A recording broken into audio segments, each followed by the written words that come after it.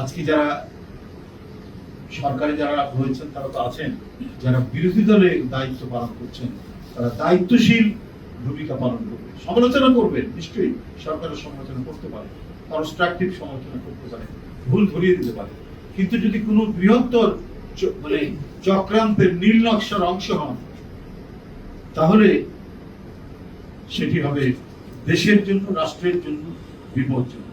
বরং যে গণতন্ত্রের ধারা দীর্ঘ সংগ্রাম এবং ফ্যাসিবাদের বিরুদ্ধে লড়াইয়ের মধ্যে দিয়ে অনেক আত্মহুতি এবং রক্তপাতের মধ্যে দিয়ে যেটি গড়ে উঠেছে সেটিকে আমাদের চলতে দিতে হবে, যেটা ভাবে সবলভাবে চলতে পারে, তেজোদ্দীপ্ত ভাবে চলতে পারে, এবং আমরা যাতে সমস্ত গণতান্ত্রিক প্রতিষ্ঠানগুলোকে আমরা দৃঢ় এবং শক্তিশালী করতে পারি, যেখানে আর কোনো প্রশ্ন উঠতে পারে না। এদেশে প্রতিটি নির্বাচন হবে অবাধ সুষ্ঠু নির্বাচন, সেই ক্ষেত্রে নির্বাচন কমিশন একটি শক্তিশালী গণতান্ত্রিক প্রতিষ্ঠান। আমাদের আইনি শাসন, আমাদের প্রশাসন, পুলিশ সবগুলোকে নিরপেক্ষ এবং শক্তিশালী করার যে দৃঢ় অঙ্গীকার মাননীয় প্রধানমন্ত্রী করেছেন, যে পদক্ষেপ করে নিচ্ছেন, সেই পদক্ষেপগুলি প্রতিষ্ঠানকে শক্তিশালী করা। সুতরাং এই কাঠামোর মধ্যে থেকেই আমাদের সবাইকে কাজ করতে হবে, যাতে কেউ যাতে ভিকটিম না হতে পারে। এটাই তো একটি গণতান্ত্রিক সরকারের মূল দায়িত্ব, মূল কাজ।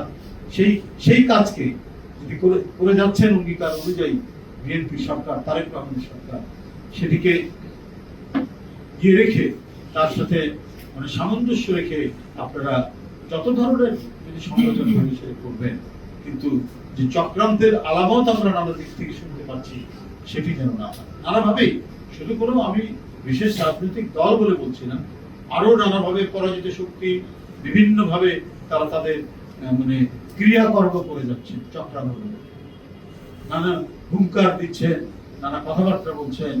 তো সেগুলো সম্পর্কে জনগণ সচেতন এবং গণতান্ত্রিক শক্তি সচেতন।